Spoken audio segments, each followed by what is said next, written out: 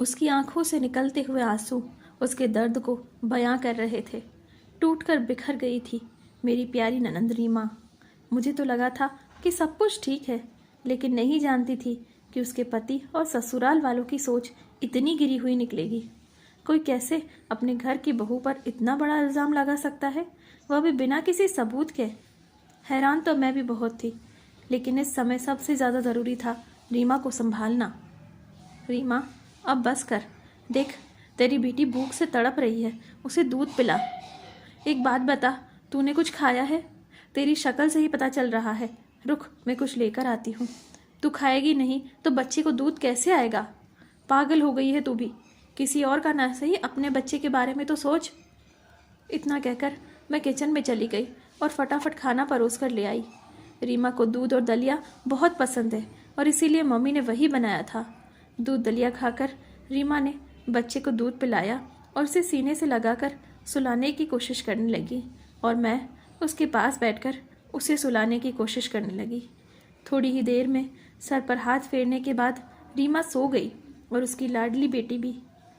थोड़ी देर बाद मैं मम्मी जी के कमरे में गई, क्योंकि फ़िलहाल मुझे भी अधूरी बात ही पता थी। मम्मी जी, रीमा और छोटी गुड़िया दोनों सो गई हैं। अब बताइए आखिर हुआ क्या? अभय ने भी मुझे पूरी बात नहीं बताई। जब मैं टूर पर गई थी तब तो सब कुछ बिल्कुल ठीक था, और जब वापस आई तो बस बेटा, सब नियति का खेल है। रीमा के ससुराल वालों के दिमाग में यह सब कुछ तो शायद पहले ही चल रहा था, इसीलिए तो डिलीवरी के 15वें दिन ही उसे आराम करने के लिए बहाने मायके भेज दिया। पर समझ नहीं आता दामाद जी के दिमाग में ऐसी घटिया बात आ भी कैसे सकती है। मम्मी जी ने भरे गले से कहा, मम्मी जी प्लीज़ पहेलियाँ मत बुझाइए, जो भी बात है साफ साफ बता दीजिए, मेरी बेचैनी बढ़ती जा रही है। बेटा, दामाद जी को लगता है कि गुड़िया उनकी बेटी नहीं, किसी और की है। क्या? इतनी घटिया बात वो बोल भी कैसे सकते हैं? उनकी नहीं तो क्या किसी और की बेटी है? ऐसी बात बोलते हुए उन्हें शर्म नहीं आई? अपनी ही पत्नी अपने घर की बहू के ऊपर ऐसा इल्ज़ाम लगा रहे हैं। समझ में नहीं आता किस जमाने में रह रहे हैं ये लोग। कह रहे हैं शादी को 9 महीने के अंदर ही बेटी हुई है, वह भी पूरे तरीके से स्वस्थ है, इसीलिए उन्हें शक है कि रीमा का शादी से पहले किसी के साथ। इतना कहते कहते मम्मी जी फपक कर रो पड़ी। अपनी बेटी के दामन पर उन्हीं के दामाद ने ऐसा इल्ज़ाम लगाया था कि वह तो मानो सदमे में ही आ गई थी। नहीं मम्मी जी, आप हिम्मत रखिए, ऐसा कुछ भी नहीं है। मैं जानती हूँ रीमा को, आज से नहीं बचपन से जानती हूँ मैं उसे। वह ऐसा कभी नहीं कर सकती। भाभी तो मैं उसकी बाद में बनी हूँ, पहले उसकी सहेली हूँ मैं। कोई कुछ भी कहे, मैं नहीं मान सकती।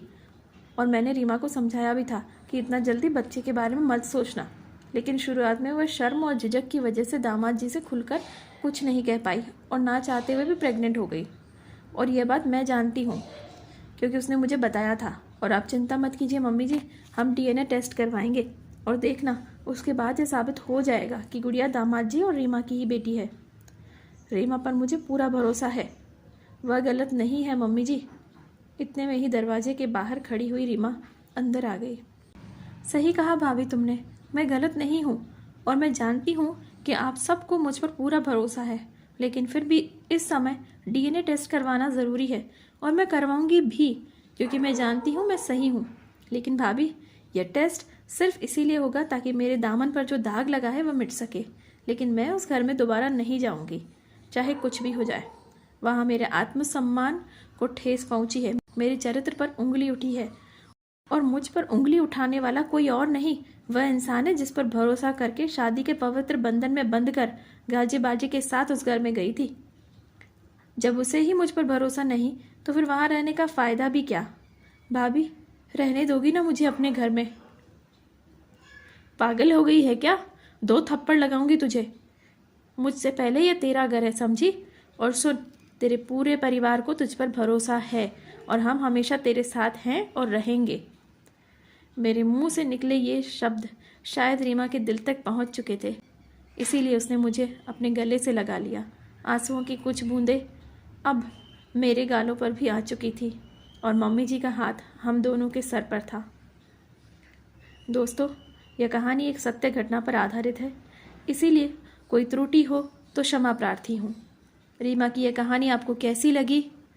अपने विचार कमेंट बॉक्स में ज़रूर बताइएगा और इसी तरीके की बेहतरीन कहानियाँ पढ़ने और सुनने के लिए हमारा चैनल ज़रूर सब्सक्राइब कीजिएगा।